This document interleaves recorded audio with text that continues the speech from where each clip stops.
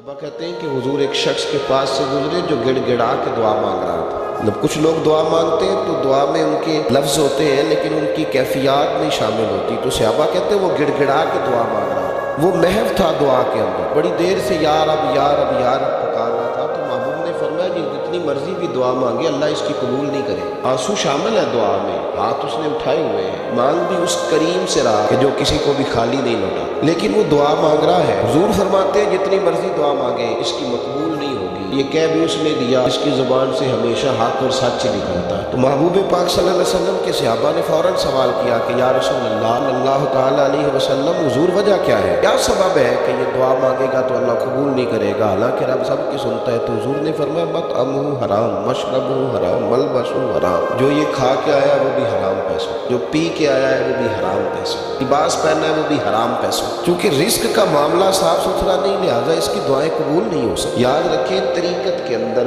معرفت کے اندر، ہمارے تو صوفیہ یہاں تک کہتے ہیں جیسا کہ سرکار دو عالم صلی اللہ علیہ وسلم نے فرمایا نا، اس کا کھانا پینا اٹھنا بیٹھنا، وہ چیزیں اگر جو استعمال کرتا ہے وہ حلال کی ہوتی تو دعائیں بھی قبول ہوتی۔ تو صوفیہ تو یہاں تک کہتے ہیں، حضرت باعزید بستامی رحمۃ اللہ علیہ کہ ایک لقمہ حرام کا جو بندہ کھائے اس کی تو 40 دن عبادت قبول، نفل کیسے قبول؟ جب تک ہمارا لین دین کا مسئلہ، رزق کا مسئلہ، اس میں صفائی نہیں ہوتی، بندوں کے حقوق دبا کر 10 روپے 5 روپے 20 روپے بھی کسی کے رکھ کر اگر ہم یہ سمجھتے ہیں کہ معرفت کا نور ہمیں نصیب ہو تو یہ ممکن نہیں۔ صوفیہ تو میرے بھائی ایک وقت روٹی کھاتے تھے، وہ لوگ تو کمزوری دکھاتے تھے، ان کے وجود تو دبلے پتلے تھے، وہ لوگ جو تھے وہ بیچارے کسی کا پھینکا ہوا ٹکڑا بھی کسی درویش کا کسی مومن کا استعمال کر لیتے تھے، لیکن زندگی میں ان لوگوں نے کبھی کسی شخص کو دھوکہ نہیں دیا، کسی کا مال نہیں رکھا۔ ایک دوست نے ایک دفعہ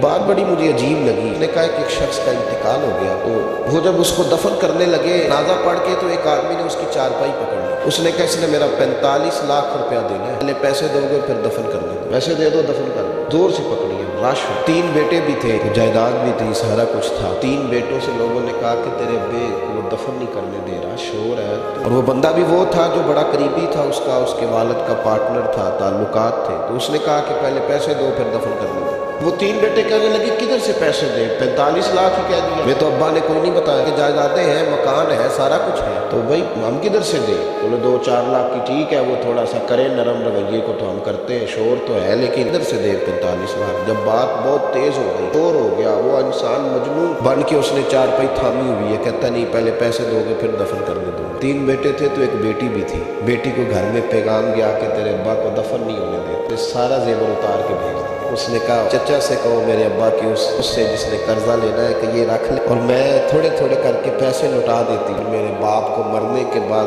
رسوا نہ کرے، اس کو دفن تو ہونے دے، میں ایک پائی دے دوں گی، میرا وعدہ رہا۔ وہ بیٹی نے 8-10 لاکھ کا زیور بھیج دیا تو وہ قرضہ لینے والا شور کرنے لگا، اس نے کہا او مجھے پتہ چل گیا، مجھے معاف کر دو سارے اور اسے دفنا دو۔ کہا کیا ہوا؟ تو وہ کہنے لگا میں نے اس سے 45 لاکھ لینا نہیں تھا، میں نے دینا تھا، تو میں غور کر رہا تھا کہ اگر تو میں نے اعلان کر دیا نا کہ 45 لاکھ میں نے دینا ہے تو 110 نکل آئیں گے بارہ، مجھے بھی دو مجھے بھی دو، تو میں نے یہ رویہ اس لیے اختیار کیا کہ میں دیکھوں اس کا اصل وارث ہے کون۔ اصل وارث وہ بیٹی ہے جس نے اپنے کانوں سے گردے بھی اتار کے بھیج دیے، اور جس نے اپنے وہ شادی والے دن پہننے والے زیورات پہلی رات کا وہ اس نے زیور بھی سارا اتار کے دے دیا۔ اس نے کہا کہ باپ کا کفن بنوانا ہو جائے، تو اصل وارث وہ بچی ہے۔ اس نے کہا اس نے مجھے وصیت کی تھی ہر ایک کو نہ دے دینا، میرے اصل وارث کو دینا، تو مجھے اصل وارث مل گیا، میں کسی اور کو نہیں دوں گا، اس بیٹی کو دوں گا۔ اس نے باپ کے لیے قربانی دی۔ یاد رکھیں انہاں لی تو پاپ کمائے ہو کتھے نہیں تیرے کر دے۔ اس لین دین کے معاملات اپنے صاف ستھرے رکھیں، مہربانی فرمائیں۔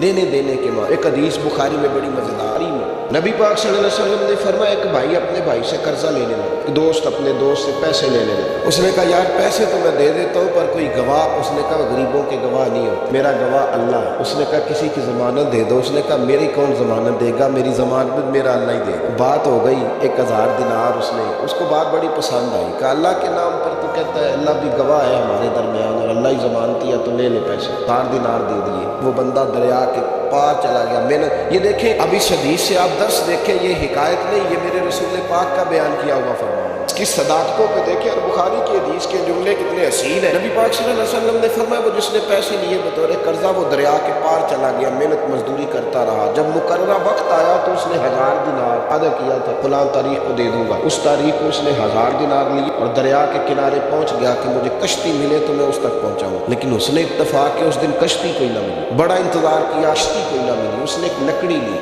لکڑی کو اندر سے پھاڑا، لکڑی ہوتی ہے نا بانس کی طرح، اندر سوراخ بن جاتا ہے، اس نے اندر سے اس کی کھدائی کی، اس کے اندر اس نے 1000 دینار رکھا اور ایک رکا رکھا کہ بھائی میں پہنچنا چاہتا تھا لیکن مجھے کشتی نہیں ملی تو میں 1000 دینار رکھ رہا ہوں، جس رب کی ضمانت پر میں نے لیے تھے مجھے امید ہے رب تجھ تک پہنچا دے گا، مجھے امید ہے اللہ پہنچا دے گا تیرے، مجھے امید ہے پہنچائے گا۔ یہ کہہ کہ اس نے اس کو بند کیا کسی کپڑے کے ساتھ اور بند کر کے دریا میں ڈال دیا۔ اب وہ انتظار کرنے لگا، وہ جو شخص تھا وہ بھی کنارے آیا کہ آج اس کا وعدہ ہے، اس نے آنا ہے۔ لینے والے کو ٹینشن ہوتی ہے تو میرے خیال ہے لینے والے کو بھی بہت زیادہ ہی ہوتی ہے، آج لینے وہ آ گیا کنارے پہ، پیسے آنے لیکن کوئی شے نہ آئی، ایک لکڑی بہتی ہوئی آئی، اس نے اٹھائی لکڑی کا چلو پیسے نہیں ملے تو ایندھن تو ملا ہے، نہ گھر جا کے لکڑی جلا کے روٹی تو پکائیں گے، لکڑی اٹھا کے گھر لایا، گھر لا کے جب اس کو چھیلا توڑنے لگا کہ ٹکڑے کر کے اس سے آگ جلاتا ہوں، اس نے کھولی تو اندر سے رکا بھی نکل آیا اور 1000 دینار بھی نکل آیا۔ رب کریم کا انداز دیکھو کہ دریا کتنا چوڑا ہوتا ہے اور جو